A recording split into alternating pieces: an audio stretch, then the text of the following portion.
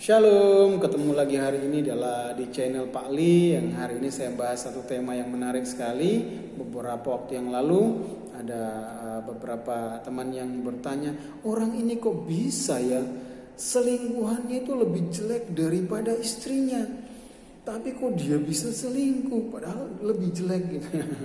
Ya, dan memang saya juga temui hal itu beberapa kali, ketemu orang yang berselingkuh gitu ya, pasangannya kalau kita lihat secara fisik ya tidak lebih pasangannya tidak lebih jelek dari yang baru ya selingkuhannya. Tapi kenapa itu bisa terjadi? Nah, ada banyak hal sebetulnya dalam pernikahan yang perlu kita pahami, perlu kita pelajari. Itu kenapa penting sekali konseling pranikah ya, untuk membawa kita memahami bahwa dalam pernikahan itu bukan hanya kita makan cinta saja gitu ya. Tapi banyak hal, pola komunikasi yang baik. Saya pernah ketemu dengan seseorang yang berselingkuh, kemudian ketika kita berbicara saya bertanya, kenapa kok bisa begitu? Dia memberikan alasan begini, kamu bayangkan istri saya itu orangnya sangat kaku dalam berkomunikasi. Saya kadang-kadang kalau ngomong itu nggak nyambung. Dalam hati saya lah, dulu waktu pacaran gimana lo? Kok bisa nyambung? Kok sampai menikah? Kok sampai sudah punya anak baru bilang nggak nyambung ya? Kemudian saya ketemu dengan wanita ini, kalau diajak ngomong itu enak, orangnya care sekali, kemudian nyambung apa yang kita bicarakan. Kemudian satu hal, kalau kita sedang bicara itu dia memperhatikan, sementara istri saya itu orangnya cuek. Kalau saya bicara ya dia jawab sambil lalu kayak gitu dan sebagainya. Nah, ini memang mungkin itu alasan yang dibuat-buat, tapi itu juga ya pola komunikasi yang baik dalam hubungan suami istri dalam pernikahan itu penting sekali. Jadi kita itu nggak pakai ilmu kebatinan, pokoknya di batin yang dia itu diharapkan untuk mengerti tanpa dikatakan. Tidak demikian. Kadang-kadang apalagi laki-laki itu harus dikatakan karena dia nggak pakai perasaannya gitu ya.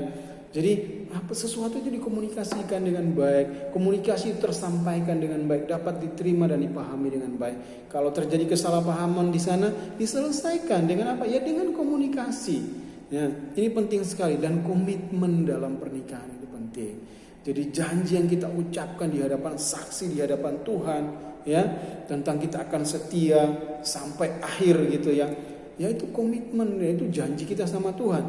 Kemudian kalau kita perhatikan gini, sebetulnya tidak ada alasan bagi kita, alasan yang kita buat-buat seperti apapun untuk bercerai.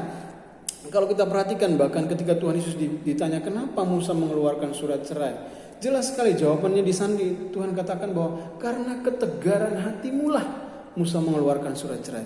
Jadi karena ketegaran hati, ya hakikatnya tidak ada inisiatif Allah sama sekali untuk membuat sebuah perceraian. Tapi karena ketegaran hatimu, jadi inisiatifnya bukan dari Allah, ya, karena dari ketegaran hati bangsa Israel sehingga Musa mengeluarkan surat cerai. Nah, kemudian kalau kita lihat standar kasih dalam pernikahan, kalau kita perhatikan di Efesus pasal yang kelima, ayat yang ke-22 sampai dengan ayat yang ke-33, jelas sekali standarnya di ayat yang ke-25 ya. Efesus pasal 5 ayat yang ke-25, hai suami kasihilah istrimu sebagaimana Kristus telah mengasihi jemaat dan telah menyerahkan dirinya baginya. Jadi standar kasih seorang suami kepada istri itu di sini dikatakan seperti Kristus mengasihi jemaat. Kalau standar itu yang dipakai, maka tidak ada alasan sebetulnya bagi kita untuk melakukan perceraian ya, seperti alasan yang dibuat oleh kita tahu beberapa waktu yang lalu sangat menghebohkan alasan yang dibuat oleh Ahok tentang bagaimana kenapa dia menceraikan istrinya dan kenapa dia menikah lagi dengan alasan yang menurut saya dia terlalu berusaha membela dirinya, membuat pembenaran sehingga justru kelihatan di sana bahwa ya dia tidak mengerti tentang firman Tuhan, sesuatu yang tidak dimengerti tapi berusaha dia berusaha mengcounter setiap orang-orang yang mencelanya, dan ini ya semakin memperlihatkan bahwa dia tidak mengerti sama sekali. Jadi kasih Kristus kepada jemaat kalau itu standarnya, Perhatikan di Roma ya, Roma pasal yang kelima itu dikatakan begini, ketika kamu masih berdosa, ketika kamu masih seteru, Kristus telah mati untuk kamu. Jadi dia berkorban untuk jemaat, untuk orang percaya. Itu bukan ketika kita sedang baik sekali, ketika kita sedang menjadi orang yang baik, orang yang banyak amalnya. Bukan, ketika kamu masih berdosa, Kristus telah mati untuk kamu. Ketika kamu masih seteru, dikatakan Kristus telah mati untuk kamu.